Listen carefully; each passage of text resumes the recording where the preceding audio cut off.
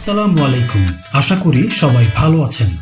রমজানে সারাদিন এনার্জি ধরে রাখতে চাইলে সঠিক খাবার নির্বাচন এবং কিছু সহজ নিয়ম মেনে চলা খুব জরুরি। অনেকেই ইফতার ও সেহরিতে এমন কিছু ভুল করেন যা শরীরের জন্য ক্ষতিকর হতে পারে।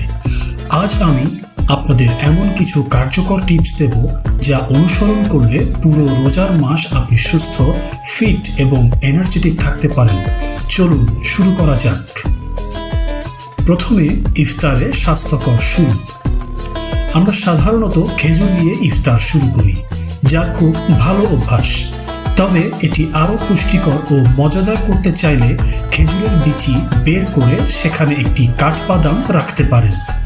গবেষণায় দেখা গেছে কাঠবাদাম বিশ্বের সবচেয়ে পুষ্টিকর খাবারের মধ্যে অন্যতম। যদি কাঠবাদাম না থাকে তাহলে অন্য কোনো বাদাম ব্যবহার করতে পারেন। যা খাবেন না। অনেকে ইফতারের সময় চিনির শরবত বা মিষ্টি জুস পান করে থাকেন, যা স্বাস্থ্যকর নয়। বরং পানি বা ডাবের পানি খাওয়া ভালো। এতে থাকা পটাশিয়াম শরীরের ক্লান্তি দূর করতে সাহায্য করে। আলাদা করে চিনি খাওয়ার কোনো প্রয়োজন নেই, বরং এটি স্বাস্থ্যের জন্য ক্ষতিকর হতে পারে। ইফতারের পর খাবারের ধরন।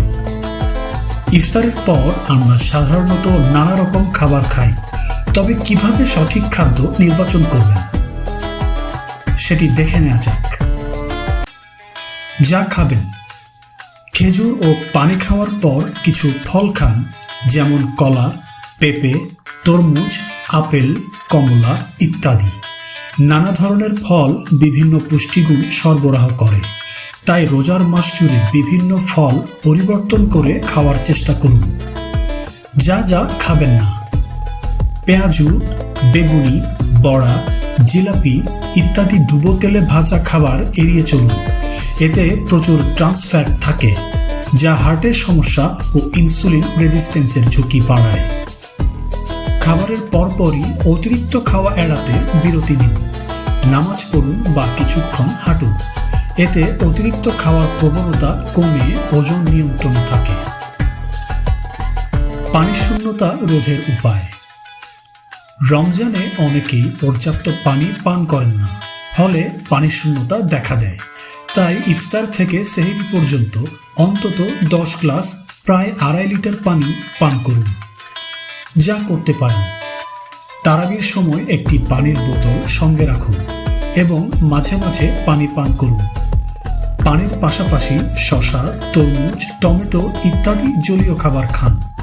সেহরির জন্য সেরা খাবার।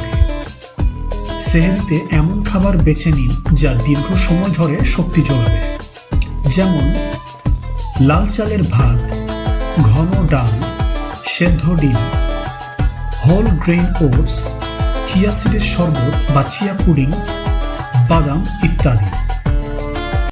যা খাবেন না।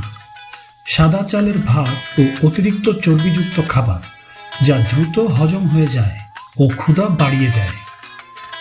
অনেকেই সেহরিতে অতিরিক্ত খাবার খেয়ে ফেলেন, যা গ্যাস্ট্রিকের সমস্যা তৈরি করতে পারে। খাবার খাওয়ার পরপরই শুয়ে না পড়ার চেষ্টা করুন, একটু হাঁটাহাঁটি করুন। রোজায় ব্যায়াম করা কি সম্ভব? আসুন জেনে নিই। অনেকে মনে করেন রোজায় ব্যায়াম করা যাবে না, কিন্তু এটি সম্পূর্ণ ভুল ধারণা। সঠিক ব্যায়ামের রুটিন। সন্ধ্যার পর 30 মিনিট দ্রুত হাঁটুন। সপ্তাহে অন্তত 2.5 ঘন্টা ব্যায়ামের লক্ষ্য করুন। ইফতারের আগে হালকা ব্যায়াম বা সকালে যোগ ব্যায়াম করতে পারেন। সবশেষে বলতে চাই, আজ আমরা রমজানে সুস্থ থাকার জন্য 4টি গুরুত্বপূর্ণ বিষয় নিয়ে আলোচনা করলাম: ইফতার, সেহরি, পানি শূন্যতা রোধ এবং ব্যায়াম। যদি এই পরামর্শগুলো মেনে চলেন তাহলে ইনশাআল্লাহ আপনার রোজার সময়টা হবে সুস্থ ও এনার্জেটিক। আপনাদের যদি ভিডিওটি ভালো লেগে থাকে তাহলে লাইক করুন, কমেন্টে জানান আপনার মতামত, আর আমাদের চ্যানেলটি সাবস্ক্রাইব করতে ভুলবেন না। সবাইকে রমজানের শুভেচ্ছা। আসসালামু আলাইকুম।